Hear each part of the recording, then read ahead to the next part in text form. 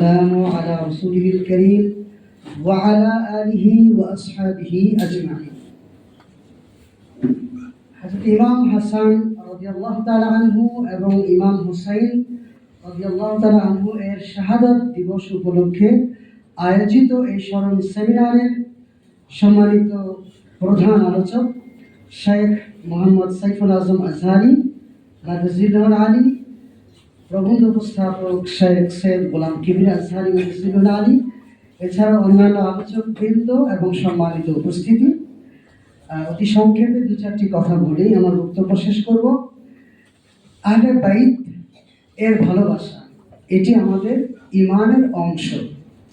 একজন মুমিন এমন হতে পারে না যে তার অন্তরে আহলে বাইতের ভালোবাসা নাই।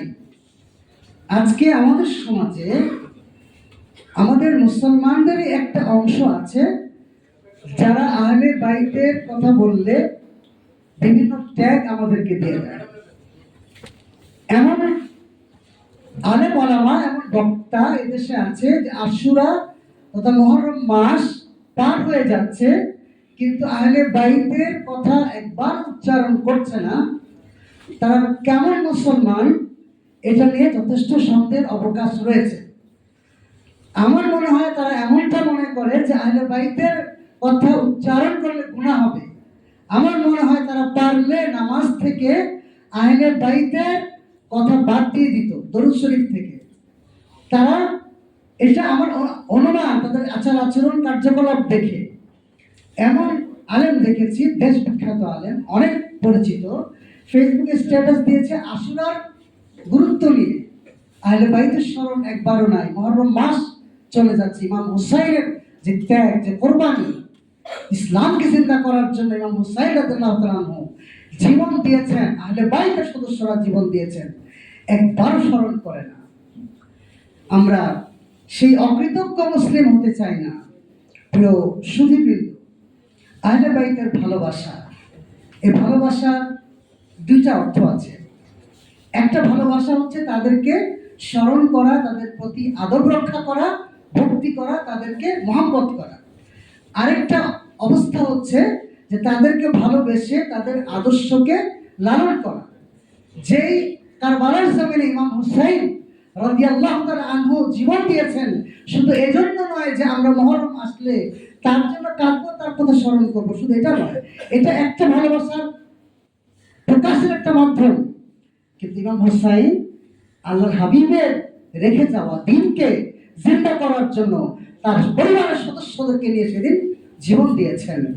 অতএব আমরা প্রকৃত মুসলমান হিসেবে, আহলে বাইতের ভালোবাসা প্রেমিক হিসেবে আমরা যদি নিজেদেরকে পরিচয় দিতে চাই, যেমনি ভাবে তাদের আদর্শ লালন করতে হবে, তাদেরকে ভালোবাসতে হবে, তাদেরকে স্মরণ করতে হবে।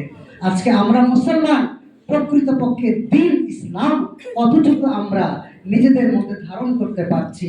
আহলে বাইতের মহব্বতের দাবিদার হয়ে আমরা আল্লাহর হাবিবের রেখে যাওয়া দিন, আল্লাহর আহলে বাইতের সদস্যদের রেখে যাওয়া দিনকে আমরা কতটুকু অনুসরণ করছি?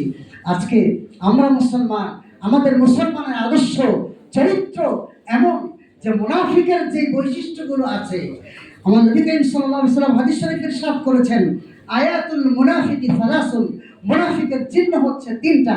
ইযা হাদাসা কাযাবা ওয়া ইযা ওয়া'আদা আখলাফা ওয়া ইযা উতুবিলা খানা। একজন মুনাফিক সে যখন কথা বলে মিথ্যা কথা বলে, একজন মুনাফিক যখন ওয়াদা করে ওয়াদার বরখেলাফ করে, একজন মুনাফিকের কাছে যখন আমানত রাখা হয় আমানতের খেয়ানত করে। এই প্রত্যেকটা বৈশিষ্ট্য আমাদের মধ্যে আছে না নাই?